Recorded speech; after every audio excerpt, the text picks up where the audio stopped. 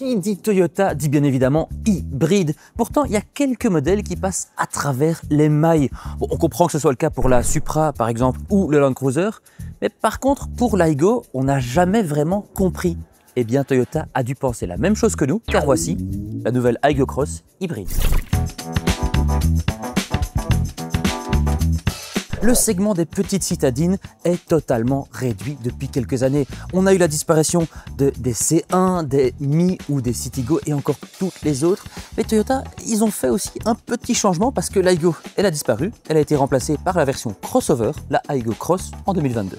Mais ce qui manquait jusqu'à présent dans ce mélange, c'était l'hybride. Voilà qui est désormais chose faite avec l'Aygo X à hybride.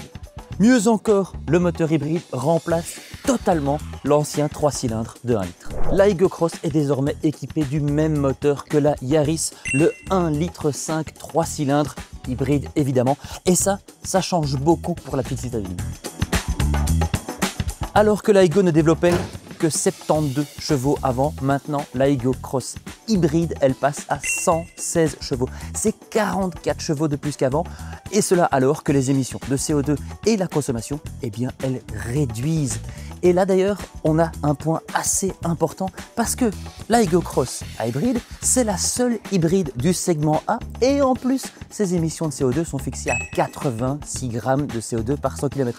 Au final, c'est la voiture qui émet le moins de CO2 si on oublie les électriques et les hybrides rechargeables. Et d'ailleurs, cette technologie hybride ne vient pas toute seule puisqu'elle s'accompagne, vous le voyez, d'un facelift. Et quand on dit facelift, c'est vraiment la face avant qui est totalement changée. Nouveau capot, nouveau feu plus acéré et nouvelle calandre bien plus grande. Ici, c'est la version GR. D'ailleurs, cette face avant, elle ajoute aussi 7,6 cm à la Aygo Cross. 7,6 cm de plus. Oh, moi, je les veux bien. L'empattement reste toutefois identique à la précédente. Les batteries du système hybride sont logées sous la banquette arrière et la batterie 12 volts est dans le coffre. Les ingénieurs de Toyota ont toutefois eu la bonne idée de la loger sous le plancher, ce qui fait qu'on a 231 litres. Alors, c'est pas énorme, mais comparé au coffre d'une Fiat 500, c'est un vrai palace.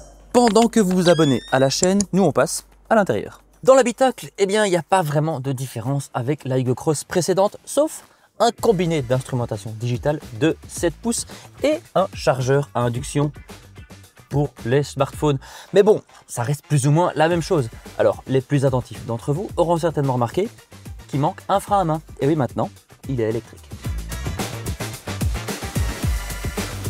À l'arrière, il y a tout autant de place qu'avant, c'est-à-dire vraiment pas beaucoup de place. Je dois laisser la porte ouverte, sinon je ne sais pas rentrer en entier dans cette voiture.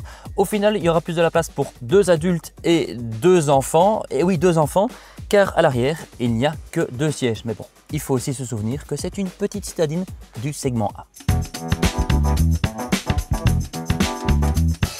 L'Aygo Cross hybride se positionne d'ailleurs un petit peu plus en haut dans la gamme en termes de finition et en termes d'équipement. Mais bon, elle peut se le permettre grâce à sa motorisation hybride intéressante.